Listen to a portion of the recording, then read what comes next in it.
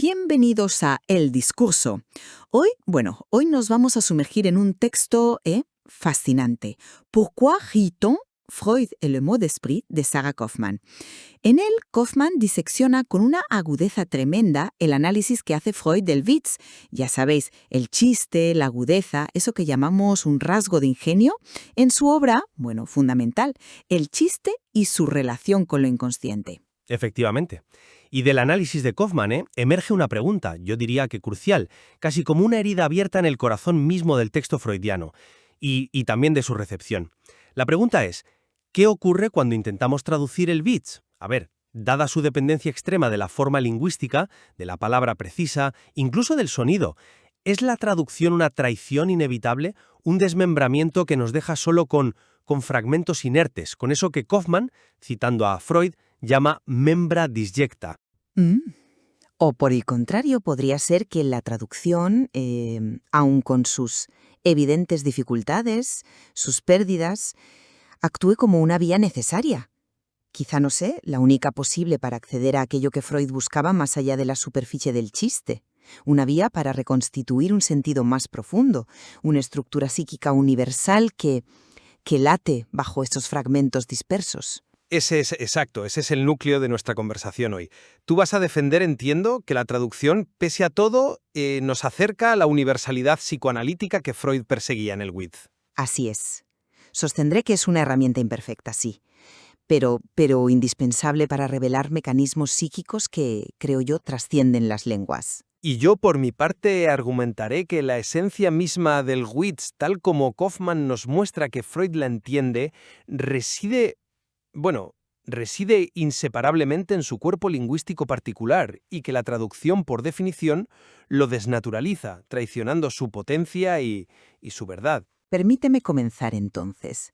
Mi argumento se apoya, en gran medida, en la lectura que hace Kaufmann del Frobisherkleid, del esfuerzo de Freud por dar unidad, coherencia a los membra disjecta. Este término, miembros dispersos, que Freud toma de Horacio y aplica a las teorías sobre el chiste de sus predecesores y a veces, a sus propias reflexiones iniciales, sugiere que él veía fragmentos de algo mayor. Kaufmann describe la ambición freudiana no solo de clasificar, sino de encontrar una estructura subyacente, una lógica profunda en el aparente caos del ingenio. La traducción, tropieza constantemente con el famoso dicho traductore traditore, traductor traidor. Eso es innegable, pero podría ser vista no como simple traición, sino como un método de excavación. Kaufmann documenta meticulosamente cómo Freud salta del alemán al inglés, al francés, al latín, incluso al yiddish, a través de ejemplos de chistes judíos. ¿Por qué esta diversidad? Pues yo creo que porque busca mecanismos psíquicos fundamentales, como la condensación, esa fusión de varias ideas en una sola palabra o imagen, tan característica del sueño, ¿verdad? O el desplazamiento, el desvío de la energía psíquica de un elemento a otro. Estos procesos, argumenta Freud, operan en el inconsciente y son, en esencia, translingüísticos. Kaufmann, evocando a Walter Benjamin, sugiere que la traducción no busca una imposible equivalencia semántica, sino permitir la supervivencia del original, revelar fragmentos de un lenguaje más grande. En el contexto freudiano, ¿cuál podría ser ese lenguaje sino el del inconsciente? Esa lengua fundamental perdida y fragmentada que el psicoanálisis intenta descifrar. Desde esta perspectiva, la pérdida formal en la traducción es el precio necesario para vislumbrar esa estructura universal y reconstituir, aunque sea parcialmente, ese lenguaje fragmentado del deseo y el inconsciente. Es una visión interesante, sí, que enfatiza la ambición teórica de Freud. Sin embargo, mi lectura de Kaufmann me lleva a una conclusión radicalmente opuesta. Kaufmann subraya con enorme agudeza cómo Freud, a pesar de esa búsqueda de leyes generales, no deja de insistir en la unidad absoluta, casi orgánica, entre la forma lingüística y el efecto del Witz. No es solo que la forma contenga el sentido, es que la forma es parte esencial del sentido y sobre todo del placer que produce el chiste. Kaufmann nos recuerda el análisis freudiano del término familioner, acuñado por Heine. Es un neologismo, como sabes, que fusiona familiar y millonario, describiendo irónicamente a alguien cuya única riqueza es, una familia numerosísima. Freud mismo señala, y Kaufmann lo recalca con fuerza, que si intentamos traducir esto, incluso dentro del mismo alemán, diciendo algo como tiene una riqueza de parientes o posee una familia muy extensa, la agudeza se evapora, simplemente desaparece. Se evapora, sí. Exacto, desaparece el ingenio, el placer del atajo verbal, la sorpresa. Si una mínima alteración intralingüística destruye el Witz, ¿qué no hará el salto a otra lengua? Con otra fonética, otra estructura, otras connotaciones completamente distintas. Kaufmann dedica páginas enteras a mostrar la dificultad, yo diría insalvable, de traducir ciertos tipos de chistes, especialmente los calembours, los juegos de palabras basados en la homofonía, donde el sonido lo es todo.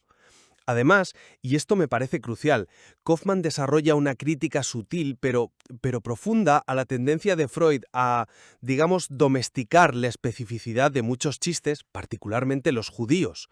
Ella analiza cómo Freud a menudo extrae de ellos moralejas universales, el cinismo ante la autoridad, la sabiduría del carpe diem, etc. Pero al hacerlo, les quita su sal, su contexto cultural específico, aquello que los hacía vibrar en su origen. La traducción que busca lo universal opera, a mi juicio, una reducción muy similar. Entrega unos membra disjecta, unos huesos conceptuales, despojados de la carne lingüística y cultural que les daba vida. El propio ejemplo traductore tradictore, que Kaufmann menciona que Freud consideraba particularmente bueno, es casi un witz en sí mismo por la asombrosa similitud fonética entre ambas palabras en italiano, que encapsula la fatalidad de la traición. Esa mínima diferencia formal expresa la esencia del problema. La traducción, al alterar la forma, traiciona. Inevitablemente. Entiendo perfectamente el argumento sobre la inseparabilidad de forma y contenido, claro que sí. Y el ejemplo de Familionar es ciertamente poderoso. Pero, a ver, ¿no es precisamente la tarea que Kaufmann atribuye a Freud, la de dar forma coherente a los membra disjecta? ¿Una indicación de que él veía más allá de la realización lingüística particular? Kaufmann describe cómo Freud intenta construir una teoría general, identificando técnicas recurrentes. La condensación, el uso múltiple del mismo material, el doble sentido. Técnicas que, insisto, Freud considera análogas a las del trabajo del sueño, procesos primarios del inconsciente. Kaufmann dedica un apartado luminoso a la comparación que Freud establece entre el Witz y el dios Jano Bifronte. ¿Recuerdas? Sí, Jano, la deidad romana de las dos caras. El chiste, como Jano, mira en dos direcciones, hacia el sentido y el sinsentido, hacia lo consciente y lo inconsciente, hacia la razón y el placer. Esta estructura dual, argumentaría yo, siguiendo a Kaufmann, es lo que Freud considera universal. La traducción, al tener que reconstruir el chiste en un nuevo material lingüístico, quizá pone de relieve, paradójicamente, esta estructura profunda al desnudarla de su ropaje original. Tal vez nos permite ver mejor el esqueleto, la maquinaria psíquica subyacente, que sí puede ser translingüística. Sí, pero fíjate que esa misma espontuga lejano bifronte subraya la dualidad inseparable. No puedes tener una cara sin la otra. Kaufmann, al explicar la fascinación de Freud por esta figura, enfatiza precisamente esa tensión irreductible y cita a Jean-Paul Richard, un autor que Freud admiraba mucho, quien decía: «La posición sola decide la victoria». Kaufmann aplica esta máxima militar al Witz. La disposición exacta de las palabras, su economía, su sonoridad, su posición en la frase, es lo que produce el efecto. Alterar esa posición, como hace inevitablemente la traducción, es perder la batalla por el ingenio. Es como, para usar otra analogía, traducir poesía a prosa. Podemos conservar una paráfrasis del contenido, ¿vale? Pero la esencia poética, que reside en la forma, el ritmo, la musicalidad, se pierde irremediablemente. Kaufmann nos recuerda que la crítica de Freud a sus antecesores era justamente esa. Ofrecían solo membra disjecta, reflexiones fragmentarias sobre el contenido o la técnica, sin captar la unidad viva, la chispa que surge de la fusión exacta de forma y fondo. Me temo que la traducción, por muy bien intencionada que sea, corre el riesgo constante de repetir esa misma operación desmembradora, entregándonos un cadáver conceptual en lugar de un chiste vivo. Permíteme disentir en eso porque creo que la perspectiva de Walter Benjamin sobre la traducción, que Kaufmann introduce de manera muy pertinente en su análisis, nos ofrece una visión más matizada, más productiva que la simple dicotomía vida-muerte o fidelidad-traición. Benjamin, como sabes, no concibe la traducción como una mera copia o reproducción del sentido original. Para él, la traducción es una forma que permite la supervivencia, el Überleben del original, su vida póstuma, Fortleben. No se trata de buscar una semejanza imposible, sino de algo más profundo. Liberar en la lengua de llegada esa intención pura, ese lenguaje puro, la Reinsprache que subyace latente en el original. Cada traducción, junto con el original, se convierte en un fragmento de un lenguaje más grande, una lengua adánica perdida. Necesariamente la forma literal, el juego de palabras específico, el traductore traditore, es en ese sentido una constatación casi banal de esa fatalidad, sí. Pero una traducción fiel, en el sentido beniaminiano, no buscaría replicar el chiste palabra por palabra, sino quizás recrear el gesto psíquico, la operación inconsciente, condensación, desplazamiento, economía del gasto psíquico que le dio origen, utilizando los recursos propios de la nueva lengua. La multiplicidad de ejemplos en diferentes idiomas que Freud acumula y que Kaufmann también documenta, podría verse así, no como una búsqueda ingenua de universales semánticos, sino como la colección de esos fragmentos que, juntos, apuntan hacia esa lengua fundamental del inconsciente que Freud intentaba articular. Es precisamente el placer, la risa, esa descarga de energía psíquica que Freud analiza con tanto detalle. La perspectiva de Benjamin es filosóficamente muy atractiva, sin duda, pero ¿puede realmente aplicarse algo tan dependiente del efecto inmediato, de la sorpresa formal, como es un chiste? Kaufmann, al insistir en la importancia que Freud da al ejemplo traduttore traditore por su cuasi identidad formal, parece señalar que en el Witz la forma no es un mero vehículo de un lenguaje puro, sino que es constitutiva del fenómeno mismo. Si la traducción, por buscar esa supuesta supervivencia benjaminiana o esa estructura psíquica profunda, sacrifica el efecto placentero, la risa, no está entregando algo radicalmente distinto, no se pierde precisamente aquello que Freud quería explicar. ¿Por qué reímos? Pensemos en los chistes basados en la ambigüedad fonética o en la pura sonoridad. ¿Qué lenguaje puro puede sobrevivir a su disolución en otra fonética? La reconstitución puede ser tan artificial que ya no estemos ante un Witz, sino, ante una explicación del mismo, que es algo muy diferente. Reconozco que la pérdida del efecto placentero inmediato es un problema real, sí, en muchos casos. Sin embargo, volvamos a la práctica de Freud, tal como la analiza Kaufmann.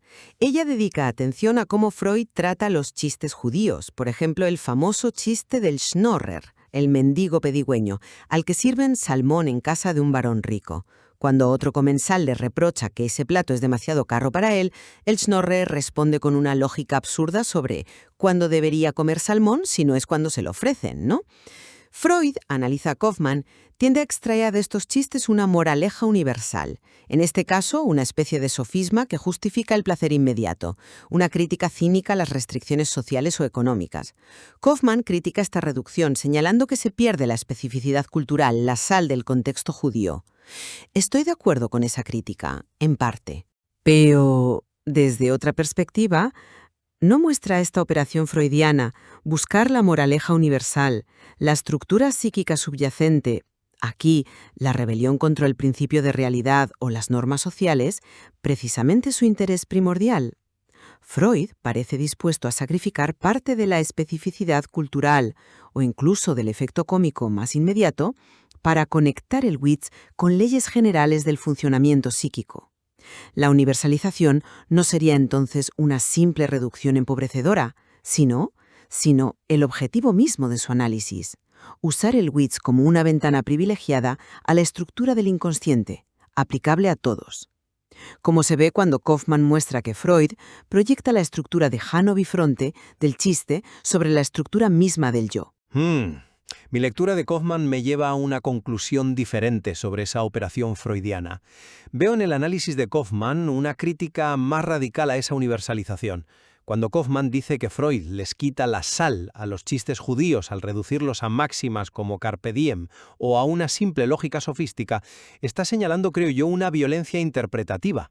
Freud parece ignorar deliberadamente, o al menos minimizar, aquello que Kaufman llama la complacencia de la lengua, esa afinidad particular, casi una predisposición, que tiene cada idioma para ciertos tipos de ingenio, para ciertas formas de juego, y también ignorar el contexto cultural que dota a esos chistes de su resonancia particular. El chiste del Schnorrer no es solo un sofismo universal, es también una expresión compleja de la relación del judío con la riqueza, la exclusión, la argumentación talmúdica llevada al absurdo, un montón de cosas. Al buscar el esqueleto universal, Freud, según la crítica implícita de Kaufman, desecha la carne cultural y lingüística que le daba vida y sentido pleno. La traducción que busca la universalidad psíquica comete una violencia análoga. Nos entrega una estructura, sí, pero una estructura descarnada, ajena a la complacencia de la lengua original, que para Freud, según Kaufman, era condición necesaria para el placer del Witz. Se pierde el chiste en el camino hacia la ley general, y quizá se pierde también la comprensión más fina del propio Freud. Admito que la complacencia de la lengua es un factor que Freud reconoce, sí, y Kaufman lo subraya. Freud mismo distingue, como bien sabemos, entre los Wortze, los chistes de palabras que dependen crucialmente del material lingüístico, juegos de palabras, dobles sentidos, etc., y los Gedankenwitze, los chistes de pensamiento cuya gracia residiría más en la situación o en la lógica absurda y que serían en principio más traducibles. Sin embargo, Kaufman también muestra que el interés fundamental de Freud, incluso al analizar los Wortze, se dirige a los mecanismos psíquicos que permiten el placer, principalmente el ahorro de gasto psíquico. La condensación verbal, por ejemplo, nos ahorra esfuerzo mental y eso produce placer. Estos mecanismos de ahorro, de elusión de la censura, de conexión con lo inconsciente, sí podrían tener una base universal. Por ejemplo, la condensación como fuente de placer podría manifestarse de formas diversas en distintas lenguas.